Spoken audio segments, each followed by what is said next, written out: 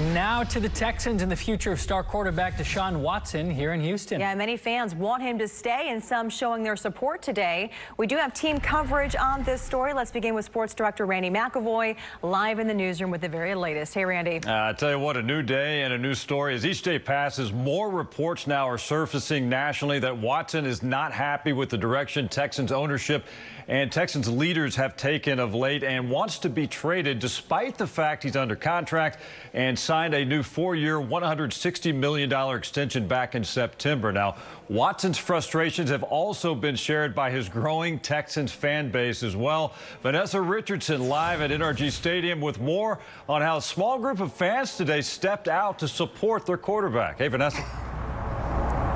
Hey, Randy, yeah, like so many things, this all started on social media. Fans started seeing those national reports that Deshaun Watson is unhappy. He wants to be traded. He doesn't feel respected by Texans owner Cal McNair, and so they decided it was time to rally. And they even created their own hashtag. As you can see, we'll show you this young man's shirt. It said, "I stand with 4."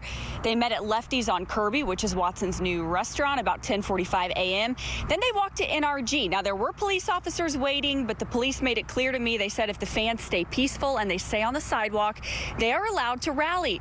There were chants encouraging Cal McNair to sell the team, to fire controversial chaplain turned front office member Jack Easterby, but it was mostly support for Deshaun Watson.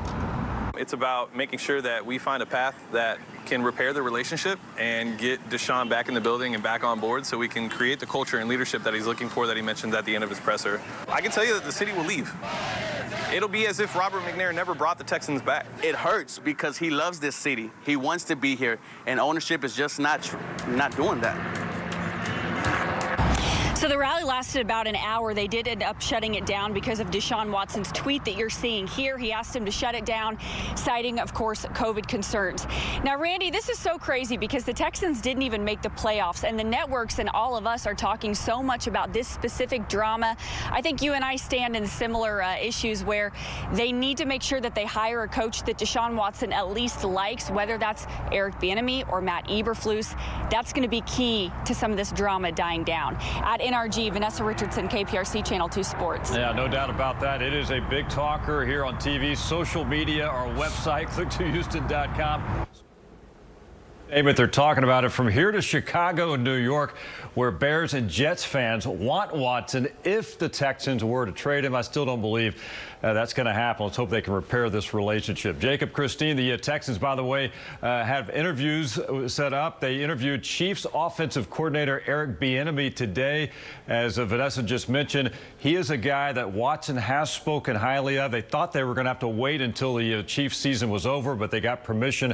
They were able to get that interview done today.